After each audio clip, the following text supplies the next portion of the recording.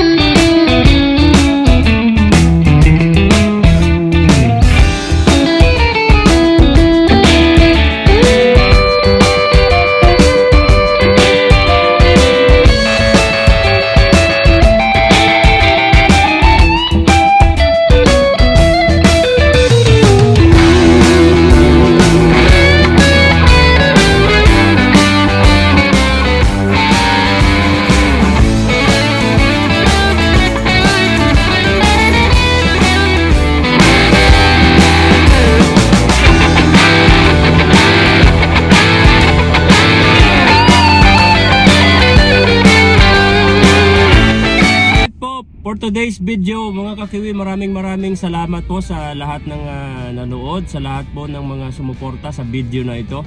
Sana po meron kayong nakita ang idea dyan sa mga mahihilig sa mga ganitong klaseng trabaho. At hanggang sa susunod pong video na akin pong i-upload, sana po inyo pong patuloy na suportahan si Lanso TV. Maraming salamat po sa inyo at lagi po kayong mag-iingat kung nasaan man po kayo naroroon. Peace out mga kakiwi.